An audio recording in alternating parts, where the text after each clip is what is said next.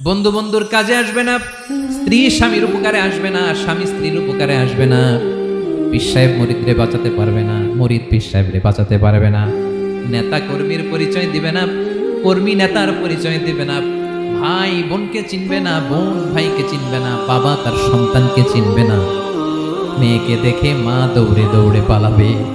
বড্ড ভয়ঙ্কর দিন। বিশ্বনবী বলবেন জমিনটা এখনকার মতো থাকবে না, পুরো জমিনটা সমান হয়ে যাবে, ফ্ল্যাট। এখন তো গোল, তখন ফ্ল্যাট।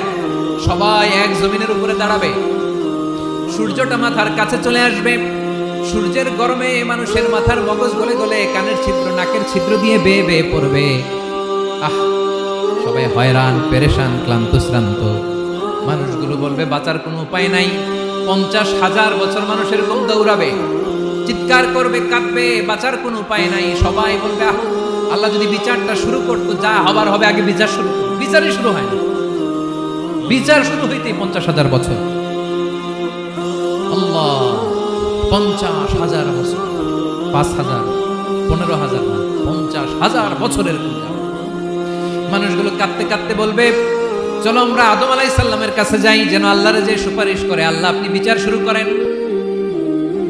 কিয়ামতের ময়দানে সবাই মিলে সাইয়েদনা আদম আলাইহিস সালামের কাছে যেয়ে বলবে ইয়া আবাল বাশার ইয়া আউয়ালাল আম্বিয়া, ও আদম নবী আপনি দুনিয়ার বুকে প্রথম নবী, আল্লাহ নিজ হাতে আপনারে 60 হাত লম্বা করে বানিয়েছেন, আপনার সম্মানে ফেরেশতাদেরকে সেজদা দিতে বলেছেন, দুনিয়ার প্রথম নবী প্রথম মানুষ আপনি, আপনি আল্লাহর যে সুপারিশ করেন যেন আল্লাহ বিচার শুরু করে।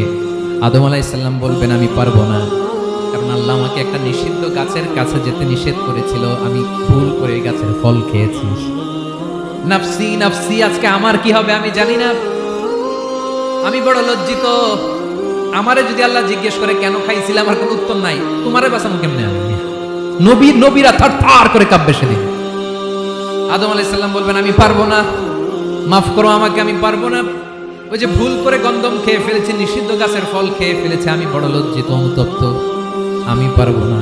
আজকে আল্লাহ এত রাগান্বিত হয়েছে, আগে কখনো আল্লাহ এত রাগান্বিত হয় নাই, ভবিষ্যতে আল্লাহ কখনো এত রাগান্বিত হবে না, আমি পারবো না। এক কাজ করো, তোমরা নূহ আলাইহিস সালামের কাছে যাও। কোন নবী? লোকেরা এবার পাগলের মতো দৌড়াতে দৌড়াতে আল্লাহর নবী নূহ আলাইহিস সালামের কাছে যেয়ে বলবে ইয়া নবী আল্লাহ নূহ আনতা আউয়ালুর রুসুলি ফিল আরদ, আপনি জমিনে প্রথম রাসূল। আদম আলাইহিস সালাম নবী ছিলেন, রাসূল ছিলেন না, এই দুনিয়ার বুকে প্রথম রাসূল ছিলেন আল্লাহর নবী নূহ আলাইহিস সালাম। সবাই বলবে ও নবী আল্লাহ নূহ, রাসূল আল্লাহ নূহ, আল্লাহ আপনাকে আবদান শাকুরা, শুকরগুজার বান্দা বলে কোরআনে বলেছে। কোরআনে নূহ আলাইহিস সালামের নামেও সূরা আছে না নাই? আপনি আল্লাহর প্রিয় বান্দা, প্রিয় রাসূল। দেখেন আমাদের কি দশা, ঘামতে ঘামতে শেষ, জমিনটা তামার জমিন, সূর্যটা মাথার কাছে, কি করবো আর পারি না, ঘামতে ঘামতে আর কত ঘামবো, কত দাঁড়িয়ে থাকবো। আল্লাহরে যে বলেন বিচার যেন শুরু করে। নূহ আলাইহিস সালাম বলবেন আমিও পারবো না, আমিও পারবো না, আমি আমার ছেলের জন্য এক কথা বলে ভুল করে ফেলছি। যখন মহাপ্লাবন হবে আমি বললাম আল্লাহ আমার কলিজার টুকরা সন্তান রে বাঁচান। আল্লাহ বললেন ও নূহ সে তোমার সন্তান না, কারণ সে ঈমান আনে নাই, সে পাহাড়ের উপর দাঁড়িয়েছে, দেখি কেমনে সে বাঁচে। ওই যে আমি একটা না বুঝে আবদার করেছি, আল্লাহ আমার উপর রেগে গিয়েছিলেন। আজকে আল্লাহ ওই ব্যাপারে যদি আমারে প্রশ্ন করে আমার কোনো জবাব নেই, আমি পারবো না, মাফ করো। তোমরা সবাই মিলে আল্লাহর খালিল ইব্রাহিম আলাইহিস সালামের কাছে যাও।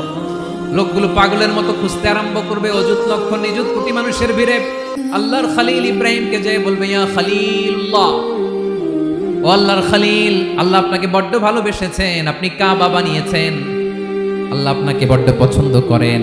দেখেন আমাদের কি অবস্থা, আপনি যে আল্লাহর কাছে সুপারিশ করেন যেন আল্লাহ আজকে বিচার শুরু করে।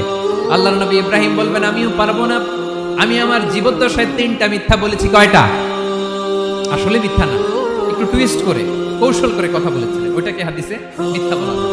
আমি জীবনে 3টা মিথ্যা বলেছি, জীবন বাঁচানোর তাগিদে কৌশল করে 3টা কথা বলেছি। আজকের এই কঠিন ময়দানে আল্লাহ যদি ওই 3টা কথার ব্যাপারে জিজ্ঞেস করে, লজ্জায় আমি মাথা দেখাতে পারবো না, আমিও পারবো না, আমিও পারবো না। আজকে আল্লাহ এত রেগে আছে, আগে কখনো এত রাগে নাই, পরেও রাখবে না। তোমরা সবাই মিলে বনি ইসরাইলের নবী মূসা আলাইহিস সালামের কাছে যাও।